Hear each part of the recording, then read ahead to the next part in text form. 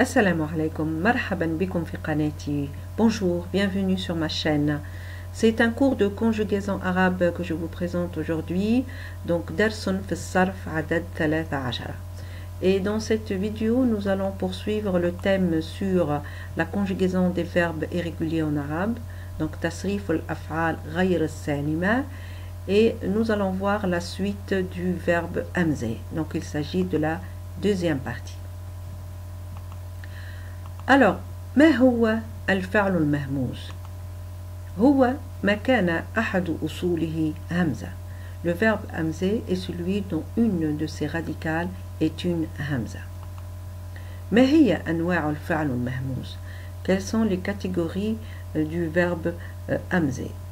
Alors, en fait, le verbe hamza peut avoir trois catégories, ثلاثة أنواع, selon la position de la hamza dans le verbe. Donc, le al-hamza peut être au début du mot, donc au niveau de la première radicale, et du coup, on l'appelle mahmouz al-fa. Exemple, le verbe akhada.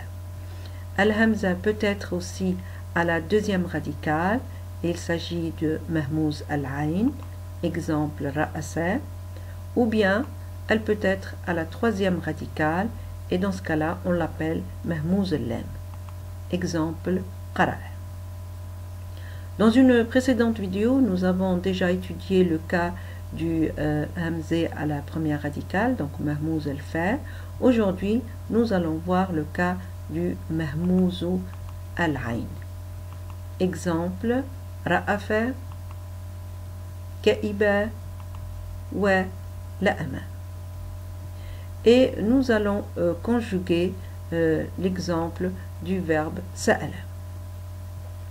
Alors ce verbe, donc, nous allons le conjuguer à l'accompli, à l'inaccompli, à l'impératif, l'amr. On verra le nom d'action, al-masdar de ce verbe, ismul fa'al wa ismul maf'oul.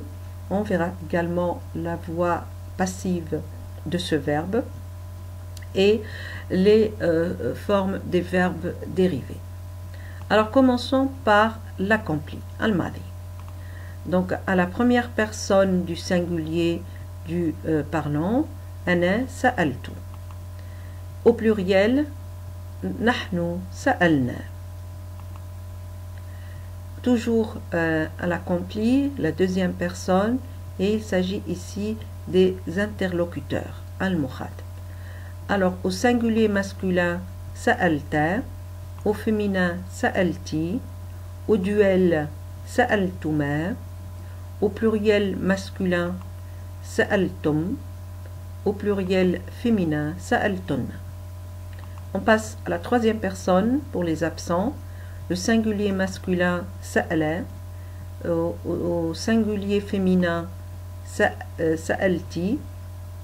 Au duel, sa'ala.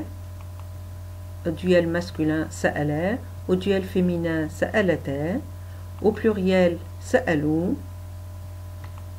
Et au pluriel féminin, sa'alna. L'inaccompli, al-mudara'. Alors, à la première personne du singulier, pour le mutakallim, as'alou. Pour le pluriel, nas'alou.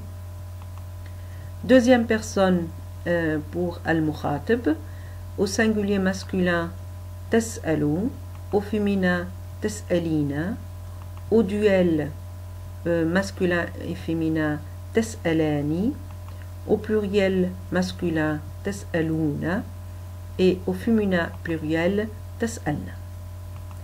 Troisième personne des absents, donc le singulier masculin, yas'alou. Le féminin, tas'alou. Au duel masculin, yas'alani. Au duel féminin, tas'alani.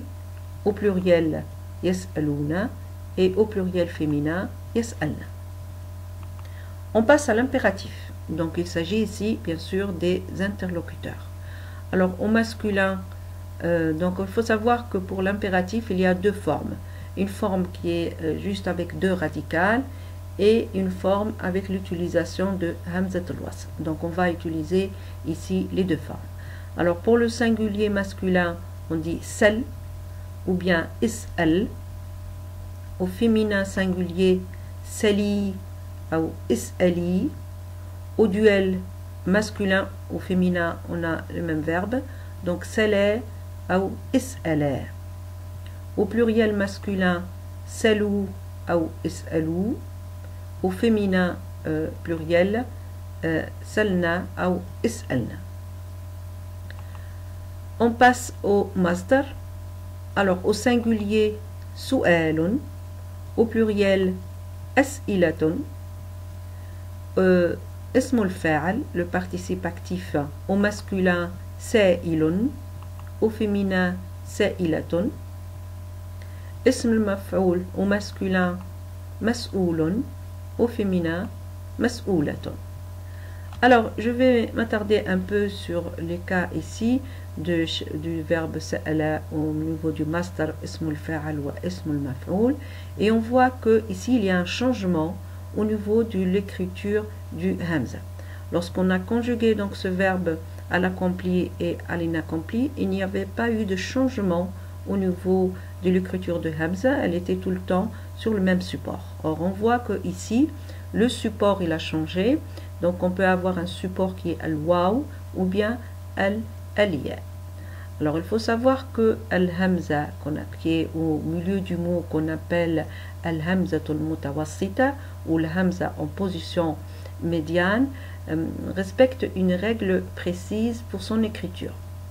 Donc effectivement, la première règle à connaître, c'est la force des voyelles arabes. Donc au fait, effectivement, certaines voyelles ont plus de poids que d'autres. Donc on a al-kasra qui est plus forte que al-dhamma, plus forte que al-fatha, plus forte que al-sukun.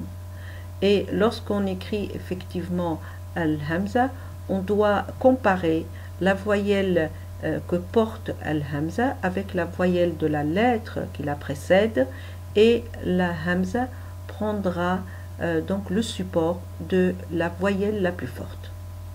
Sachant que al-kasra a comme support donc al-ya, al-dhamma a comme support al-waw, al-fatha comme support al-alif, et al-sukun au fait c'est une alama wa laysat haraka. Donc en fait c'est un signe mais pas une voyelle. Donc déjà dans cette présentation on voit que al-kasra qui est en premier, c'est elle qui est la plus forte. Après al-kasra on a al-dhamma, al-fatha, dhamma, al-sukun. Et donc la règle qu'il faut retenir, c'est que le hamza en position médiane, le hamza al-mutawassita, donc s'écrira sur le support de la voyelle la plus forte entre celle de la hamza et la lettre qui précède la hamza, sachant que le kasra est plus forte que le dhamma, plus forte que la fatha, plus forte que la sukun. Donc pour ceux qui ne connaissent pas cette règle, je vous invite donc à regarder ma vidéo sur l'étude de al-hamza al-mutawassita. Vous trouverez le lien dans la barre de description. Alors nous poursuivons donc effectivement la conjugaison du verbe sa'ala, mahmouz al-ayn, et on passe à la voix passive, al-fa'l al-majhoul. Alors al-fa'l al-majhoul fil madi, on dit su'ila. Donc on voit ici que al-hamza elle est écrite sur une nabra, donc ala al-ya, parce qu'elle a précédé d'une dhamma et sa voyelle c'est une kasra, donc la kasra est la plus forte et ainsi on l'écrit sur al-ya. Fil mudara on dit yus'alu et interrogé. Alors la conjugaison maintenant des verbes dérivés, toujours du verbe sa'ala, donc al-af'al al-mazida. Donc le verbe dérivé, donc on peut trouver cette expression, on peut aussi trouver l'expression de verbe augmenté, parce qu'effectivement ce sont des verbes qui partent de la base verbale des verbes trilitaires. Donc après ce verbe trilitaire, on peut obtenir d'autres verbes qui sont augmentés avec une seule lettre, ou bien deux lettres, ou troisième lettre. C'est le maximum, puisqu'en arabe, on ne peut pas dépasser les 6 lettres dans un mot. Donc on va effectivement voir les 10 formes des verbes augmentés avec toujours l'exemple du verbe sa'ala. Alors, commençons par la deuxième forme, parce qu'au fait, la première forme, c'est la forme trilitère que nous venons de conjuguer. Donc, on passe avec l'augmentation du verbe d'une seule lettre, qui est ici ashadda, donc fa'ala. Donc, dans notre exemple, ça devient sa'ala, yus'ilu, sa'il pour l'impératif, musa'ilun ismul fa'al, wa tas'ilun fi al-masdar. Deuxième forme, c'est fa'ala, donc là on augmente également d'une seule lettre, c'est al-alif, donc ça devient sa'ala fil madi, fil mudara yusa'ilu, fil amr sa'il, ismul fa'al musa'ilun, wa al-masdar musa'alatun. أفعل exemple في الماضي أسأل في المضارع يسأل في الأمر أسئل اسم الفاعل مسئل المصدر اسأل. On passe à la cinquième forme, donc ici c'est une augmentation de deux lettres. تفعل في الماضي تسأل في المضارع يتسأل في الأمر تسأل متسائل اسم الفاعل والمصدر تساؤل. La sixième forme تفاعل تساءل في الماضي في المضارع يتساءل في الأمر تساءل اسم الفاعل متسائل في المصدر تساؤل. انفعل في الماضي انسأل في المضارع ينسأل في الأمر انسأل اسم الفاعل منسائل في المصدر انسئال. La huitième forme افتعل استأل في الماضي المضارع يستئل استئل اسم الفاعل مستئل في المصدر استئال. À la neuvième forme افعل اسأل في المضارع يسأل في الأمر اسأل اسم الفاعل مسأل والمصدر اسئلال. La dernière forme استفعل استسأل في الماضي في المضارع يستسئل في الأمر استسئل اسم الفاعل مستسئل في المصدر استسئال. Voilà, donc là on arrive à la fin de cette vidéo. Merci de votre attention. شكرا للمشاهدة وأتمنى لكم الإفادة. والسلام عليكم ورحمة الله وبركاته.